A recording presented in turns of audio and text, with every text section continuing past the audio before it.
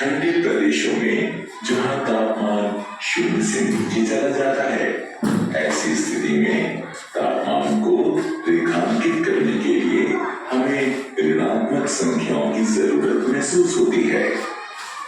इस पाठ में हम लोग ऋणात्मक, धनात्मक एवं पूर्ण संख्याओं के समूह जो पूर्णांक भी कहलाते हैं, उनके बारे में सीखेंगे।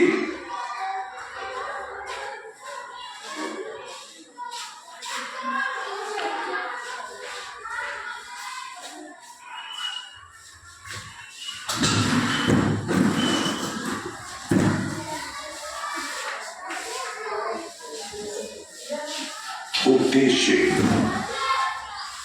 इस पाठ के अंत में आप निम्न करने में सक्षम हो जाएंगे: पूर्णांकों को परिभाषित करना, पूर्णांकों को संख्या रेखा पर वर्णन करना,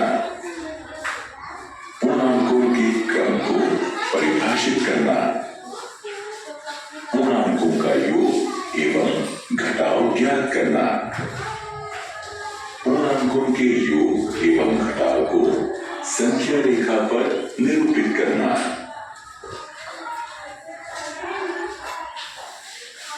सर भेजने की भी आती है इसको।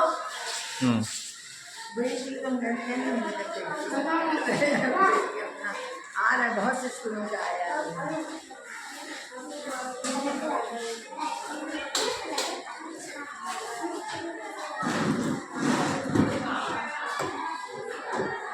पूर्णांकों की आवश्यकता। पूर्णांक शब्द लैटिन शब्द से लिया गया है जिसका अर्थ संपूर्ण है। यह संख्या का एक रूप है जिसे भिन्नात्मक घटक के बिना व्यक्त किया जा सकता है। उदाहरण के लिए 2, 8, 90, घटा 6 और कई अन्य, लेकिन 9.75 वर्गमूल 3 आदि जैसी संख्याओं को पूर्णांक नहीं माना जाता है। पूर्णांकों में शून्य शामिल होता है और इसे बड़े अक्षर Z द्वारा दर्शाया जाता है। इसमें सकारात्मक प्राकृतिक संख्याएं, उनका योगात्मक व्युत्क्रम और ऋणात्मक पूर्णांक भी शामिल होते हैं।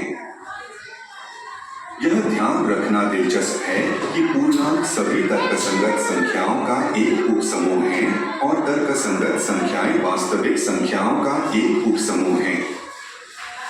वर्णमाला Z को विभिन्न प्रकार के पूर्णांकों जैसे Z+ या Z धनात्मक पूर्णांक को दर्शाने के लिए अलग अलग तरीकों से दर्शाया जाता है।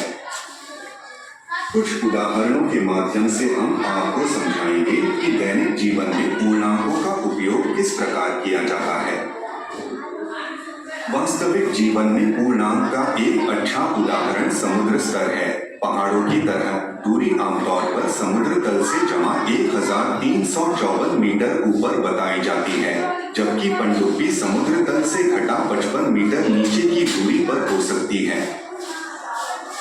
एक अन्य उदाहरण तापमान है, क्योंकि तापमान को सकारात्मक या नकारात्मक के रूप में व्यक्त किया जा सकता है, जो 0 डिग्री से नीचे या ऊपर है। पूर्णांक धनात्मक और ऋणात्मक संख्याओं से मिलकर बने होते हैं, जैसे घटा 3, घटा 2, घटा 1, 0, 1, 2, 3। पूर्णांक 2 प्रकार के होते हैं: उत्तरोत्तर पूर्णांक, ऋणात्मक पूर्णांक, विपरीत संख्याओं का संयोग। प्रत्येक धन पूर्णांक के संगत एक ऋण पूर्णांक होता है और इन दोनों का योगफल 0 होता है। उदाहरण: 0 से 5 मीटर पूरब जाकर जमा 5 से 5 मीटर पश्चिम जाकर हम कहाँ पहुँचते हैं?